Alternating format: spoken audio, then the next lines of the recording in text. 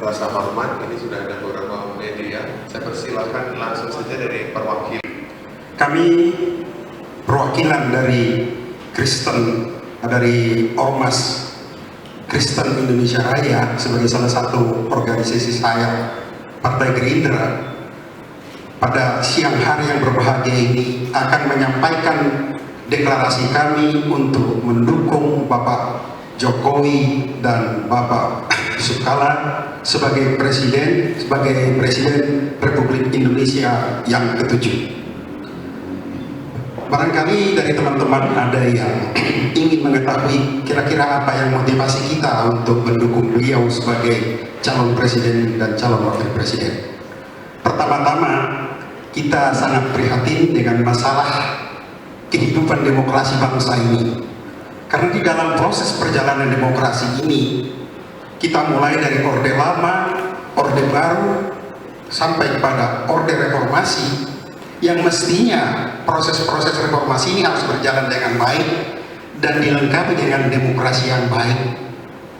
Dalam proses pergantian presiden yang akan datang, kita harapkan demokrasinya akan berjalan dengan sempurna. Artinya kekurangan-kekurangan dan kelemahan sistem demokrasi kita harus baik. Tapi melihat beberapa hal, kita sangat khawatir dengan salah satu calon presiden yang kita lihat sangat boleh kami katakan di sini kurang demokratis. Karena kalau kita lihat wawancara beliau yang kita baca dengan salah seorang wartawan Amerika Serikat, Alan May, beliau pernah mengatakan bahwa bangsa ini belum siap untuk berdemokrasi. Kita membutuhkan satu rejim otoriter lunak. Itu membuat kita sangat-sangat khawatir. Padahal di satu pihak kita melihat Bapak Jokowi ini adalah seorang demokratis student. Beliau menginginkan negara ini adalah negara yang saling menghargai, saling menghormati dan setia terhadap undang-undang dasar yang merupakan konstitusi negara kita, di mana hak-hak kita sebagai manusia itu dijamin. Dan beliau pernah menyatakan dia hanya takut kepada konstitusi dan hanya takut kepada kehendak rakyat. Ini membuat kita sangat simpati kepada beliau. Yang kedua, yang merupakan pemikiran kita adalah masalah proses kepemimpinan. Presiden yang satu lagi kita anggap dia memang seorang presiden yang cukup baik, tetapi dia menciptakan satu sistem di mana yang dibangun itu adalah pemimpin yang berfokus kepada dia dan orang lain itu hanya sebagai follower yang baik. Padahal kalau Bapak Jokowi ini dia ingin memimpin dengan menciptakan pemimpin-pemimpin baru. Dengan kehadiran Bapak Jokowi sebagai presiden, kita yakin bahwa orang-orang akan menduduki posisi-posisi strategis berdasarkan kompetensi, bukan karena kedekatan, bukan karena suku atau agama, tetapi betul-betul karena dia mampu dan profesional di bidangnya. Bapak-bapak mungkin mengetahui di mana sih sebetulnya kegagalan bangsa kita untuk membangun bangsa ini menjadi bangsa yang besar. Karena pemimpin-pemimpin yang menguasai duduk posisi-posisi strategis itu bukan orang-orang yang terbaik, yang terpilih, tetapi karena koneksi, karena kedekatan, mungkin karena punya uang, sehingga bukan orang yang terbaik yang duduk di dalam posisi-posisi yang strategis. Kita melihat di dalam diri daripada Bapak Jokowi ini, beliau akan menjadi seorang presiden yang memiliki orang atas dasar kompetensi. Dan satu hal yang menarik, beliau ini sangat dekat dengan orang-orang yang miskin dan orang-orang yang tertinggal.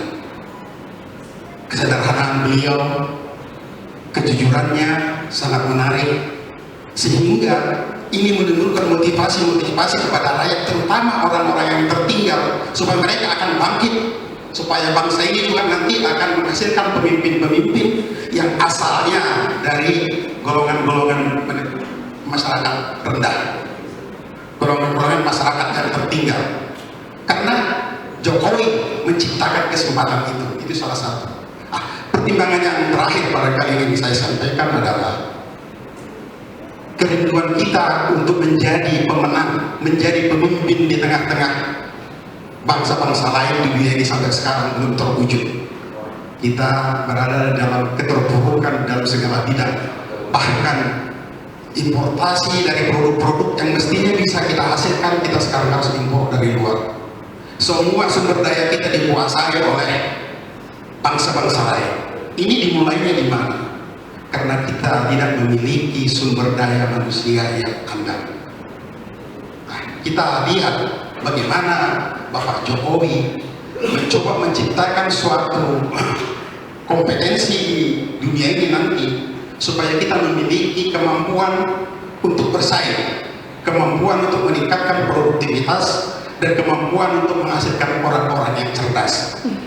Ini dikombinasikan dengan konsep beliau mengenai ekonomi maritim yang merupakan memang daya saing kita yang selama ini tidak pernah kita pikirkan.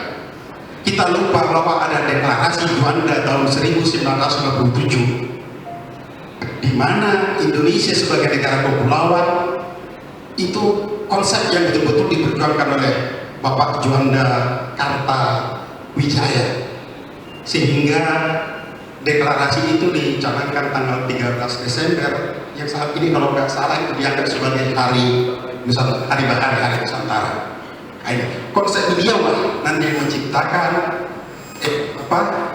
masyarakat dan ekonomi maritim yang dikombinasikan dengan peningkatan sumber daya manusia yang luar biasa akan menciptakan manusia Indonesia yang hebat.